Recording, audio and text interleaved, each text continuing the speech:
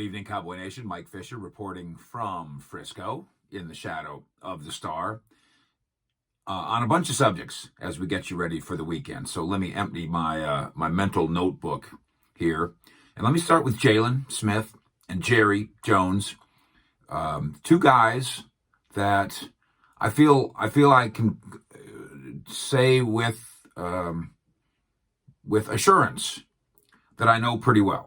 I've known Jerry obviously for 30 years, and I think my relationship with him is not a secret.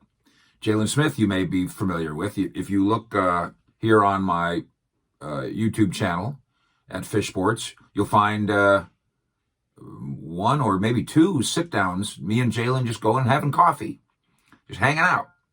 I think, you know what I think of Jerry, and we all understand his flaws. He has them the same way we all have them. Nobody's denying that. And then I would suggest that that Jaylon has flaws. Yes, even Jalen Smith has flaws. And one of the flaws that I know that many in Cowboy Nation find with him is he seems to be a little tone deaf when it comes to what to say and how it comes across, and what to do and how it comes across. When Darren Woodson told us the other day that this defense plays like a bunch of flag footballers, he mentioned how, love taps on the top of the helmet and picking guys up after you tackle them. That's Jaylon. Jaylon is the love tap king. He also is the swipe guy. And I mean, he's got a gold necklace of him swiping. It's his thing, and he has explained that it doesn't matter what the score is. This is an expression of his, just an expression of human achievement.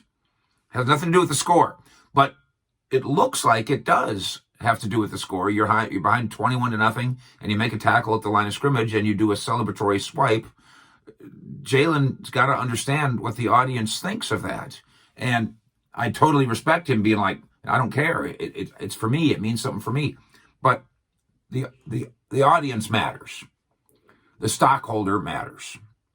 And so this week, when Jerry pretended like getting yanked off of primetime for the first time, flexed, didn't bother him, actually pretended like it was positive. And then Jaylon responded in a media visit with us by saying, as long as the boss ain't tripping, we're fine. You, the audience, took that to mean we're 4-9 and we're fine. And while that's not what Jaylon meant, and it's certainly not what Jerry meant, they were too tone deaf to understand how it was going to sound. Jaylon was saying, he was talking about the move off primetime. Hey, he's really saying, that's not my department. That's Jerry's department. If Jerry's as involved as anybody in terms of the tug of war in the NFL and winning it, nobody's got more power than Jerry Jones, probably in all of sports, certainly in the NFL. So if Jerry is fine with the rules that would pull the Cowboys off of primetime, then Jalen Smith said that I'm fine with it. That's what he meant.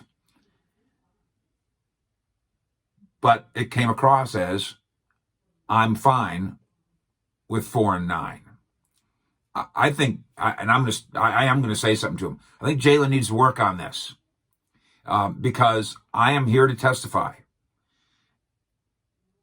If I bought a business, I would want him to run it. If I opened a church, I would want him to be the deacon. If I had a daughter, thank God I don't. All sons for me. 2, that's all. No girls. No thank you. I love women, particularly one of them, but I don't know how to raise them.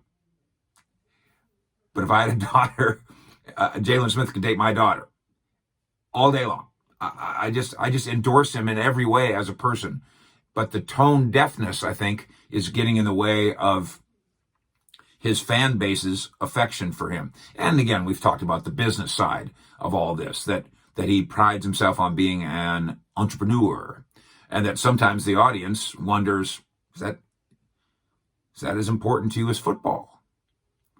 You saw my visit this week with Anthony Brown, and I'm very careful to say, hey, listen, just like me, I do more than one thing. I write for Sports Illustrated, Mavericks, and Cowboys, and NFL. I'm on 105.3 The Fan all day. I'm with you all day on YouTube.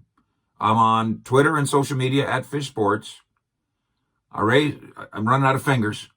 I raised 2 boys. I'm an award-winning, I won Father of the Year, Texas Father of the Year 31 straight years now. I'm Husband of the Year in Texas 12 straight years. So we all have a lot of things going on, and it's okay if Jaylon has business things over here and Anthony Brown has business things over there, and Dak Prescott does too. But as we said, heads up, be careful. 53 brands, hashtag 53 brands. The Cowboys organization is a marketing organization as much as it is anything. So why shouldn't the players follow that? And I know how irritated you get by it. So I really do. I want to have a conversation with Jalen Smith to tell him, think about what it sounds like. Even though you're speaking from the heart, think about what it might sound like, because the message is getting lost. At practice, Thursday and Friday, Ezekiel Elliott is limping around. I mean it. I mean a pronounced limp because of the calf contusion. He says he's going to play, but he is listed as questionable. Xavier Woods is listed as questionable, but the Cowboys think he's going to play too. Diggs and Cheeto and Anthony Brown and Wilson should all play. That should be a absolutely revitalized Cowboys secondary in terms of fresh bodies. We'll see how they cope with a 49er team that, outside of the rookie Ayuk, doesn't do much on offense. They certainly didn't last week against Washington. Numbers. I'm not a gambling guy, but I think this is right. Bree Amaranthus of Cowboys SI with the story on this.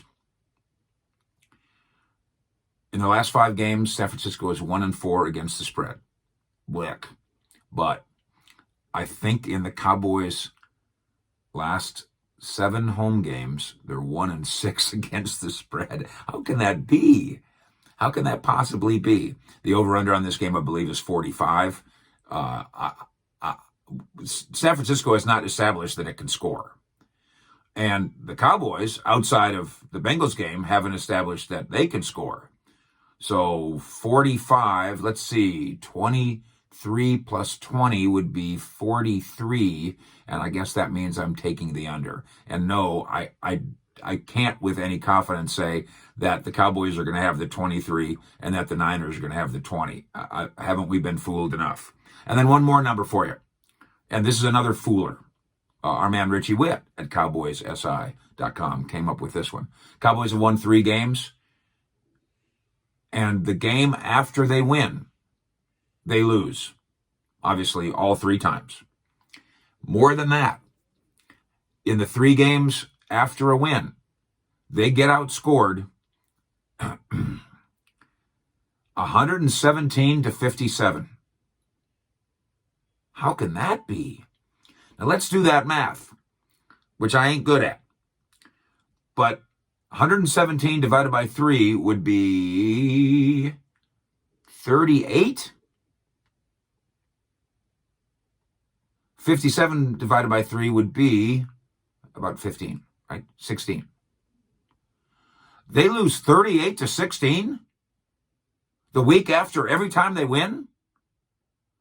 In a league where there really aren't, relatively speaking, I mean, most games are close. 1-score games all the time. 1 play away all the time. This team, when it wins on one Sunday, as it did last week, comes back the next Sunday and loses by an average of something like, don't go in the comments and say, Fish, it's not 38, it's 37.9. I don't know, I'm just saying. By an average score of about 38-16. Are you kidding me?